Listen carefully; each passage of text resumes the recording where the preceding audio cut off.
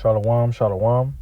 I want to start off by giving all praises to Yahweh, Bahashem, Yahweh Shai, Bahashem, Rakakadash. Giving double honor to the apostle of this great millstone, peace and blessings to those pushing this truth and sincerity and Kwam Yasharala. As you can see right here on the sign, this lesson going into the ICBM missiles, the intercontinental ballistic missiles, meaning a missile that can be shot from one continent to another. All right, and from what I saw, or from what I've been seeing, this is every day these prophecies are inching closer and closer and closer. The scriptures talk about how he did a miracle to make it rain fire from heaven, and that's talking about in World War I or World War II. Forgive me, with the atomic bomb, right?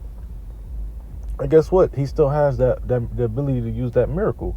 Talking about the so-called white man, he still has that ability, which is just the Lord using him first and foremost, saying that.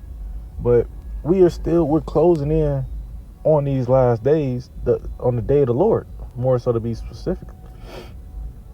How do we know? Bro, the technology is at an all-time high for these ICBMs. That's what Iran is fighting for, to the ability to have missiles. This is what the United States is fighting against them for, so that they don't have uranium facility, lab sites, things of those natures. But guess what? It's going to happen regardless. All right. This is Revelations 11:14. The second woe is past, and behold, the third woe cometh quickly. All right. The woe right there stands for the world wars. Why? Because woe means death and destruction. What is a world war? Is death and destruction. Go take a look at World War II, World War I. All right.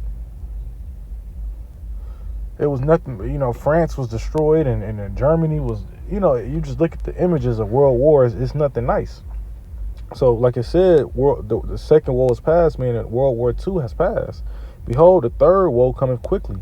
And we know it's been about 80 years since World War II, 80 to 100 years, somewhere around there.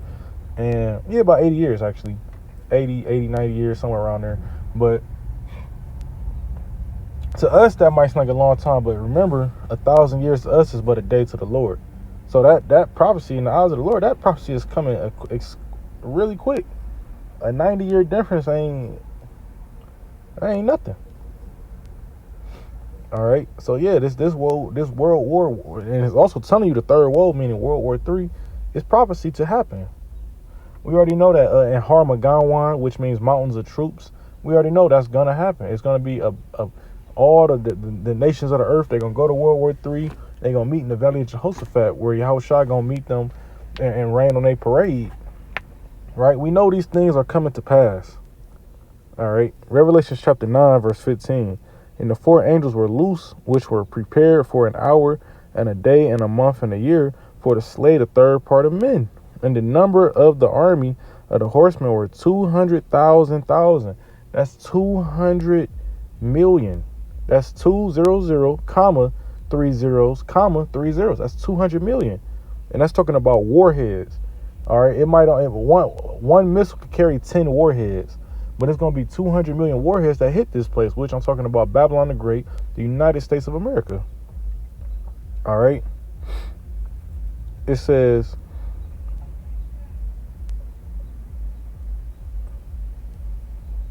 it said, and thus I saw the horses in the vision, and them that sat on them, having breastplates of fire and jackness and brimstone, and the heads of the horses were as heads of lions.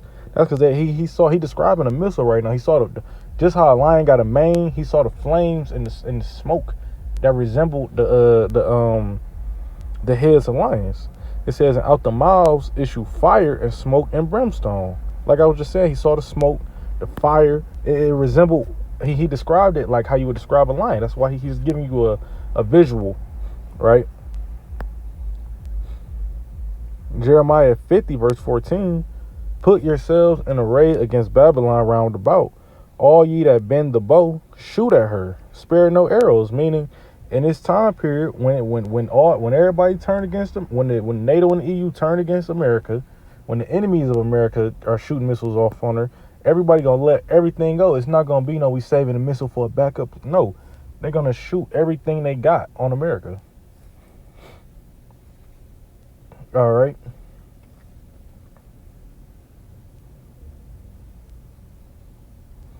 It say, shout against her round about. She have given her hand. Her foundations are fallen. Her walls are thrown down. For it is the vengeance of the Lord. So yeah, even though in a carnal sense, Russia don't like America, China don't like America, you know, these different enemies of America, but ultimately this is happening because the Lord wants it to happen. This is the Lord.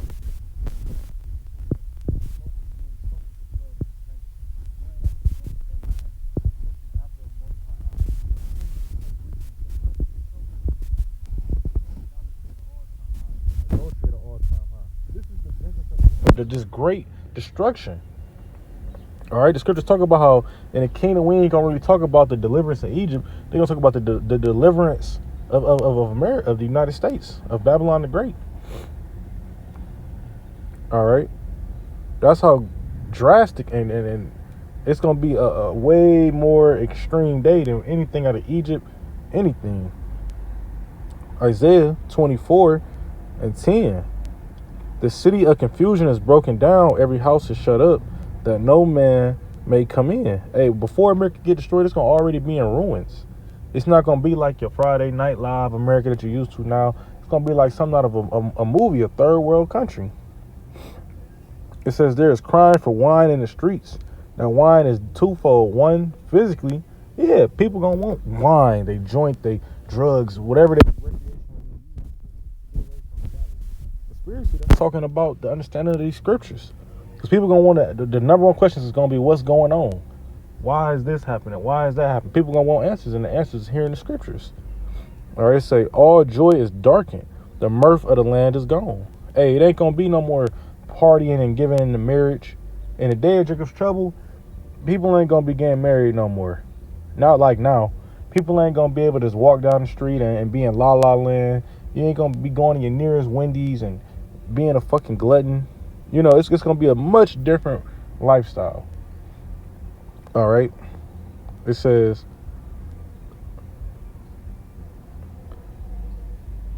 and the gate is smitten with destruction from beginning, from the day they enter in to the, I mean, not the day they enter in, from the place you enter in from America, the fish gates, as Zephaniah 1:9 was talking about, it's gonna be destruction. From the coast, from Cali, from New York to Carolinas, all that, it's gonna be destruction from there all the way to the middle land. Verse 13, when thus it shall be in the midst of the land among the people, there shall be as the shaking of an olive tree and as the gleaning of grapes when the vintage is done. So when you break that down, it say when it shall be in the midst land, it shall be in the midst of the land among the people, there shall be as the shaking of an olive tree. Talking about what? It's going to be, it's the olive tree, it represents the missiles, because what's going to hit this place? The missiles. The olive tree, what does it drop? It drops olives. All right, it say, and there shall be as the shaking of an olive tree. So when it shake, the fruits drop, aka the missiles. And as the gleaning grapes, all right, the gleaning grapes is what? In the ancient world, the homeless people, the fruit that touched the ground, you leave it to the misfortune, the hungry, the homeless, kind of like a welfare system, right? But when they glean the grapes, what's there? Is nothing is left. Once they come through with the gleaning of grapes, there's nothing left. So again, there's going to be nothing left here. That's what it's saying. After the missiles drop, there's going to be nothing left. This is Joel chapter 2 verse 1. Blow ye the trumpet in Zion, and sound an alarm in my holy mountain. Let all the inhabitants of the land tremble, for the day of the Lord cometh, for it is nigh at hand. Hey, who blowing the trumpet? That's the prophets. They're giving you the warning. Scriptures say, I have piped unto you, but you have not danced. Meaning, hey, we telling y'all what's getting ready to happen, but you don't want to come dance to this song. They want to do what they want to do. Right? That's what they saying. They want to do what they want to do. But guess what? We still blowing that trumpet in Zion, which is what? Prophesying. The prophets are going to prophesy. It say, let all the inhabitants of the land tremble, for the day of the Lord cometh. It is nigh at hand. That's when we go here. We prophesy the downfall, destruction of Babylon the Great. We prophesy the things that's going to happen to this place. Which the biggest thing here is that the deliverance of the Israelites. Then you got the missiles, Jacob's trouble, and so forth and so forth. The MOTB, can't forget that. It says a day of darkness and gloominess, a day of clouds and thick darkness. As the morning spread upon the mountains, a great people, which a great people, it represent the missiles in this verse, and a strong, there have not been ever like, neither shall there be any more after it, even to the years of many generations. I mean, it ain't going to be no weapon like the missiles no more, but this going to be the greatest weapon ever used, and it's never going to be used again. It's just going to be used to destroy this place. All right? But I hope that was edifying. I want to give all praises to Yahweh, Bahashem, Yahweh Shai, Bahashem, Rekakadash, giving them honor to the apostle, elders, of great millstone. Peace and blessings to us pushing this truth and sincerity and Kwam Yasharala.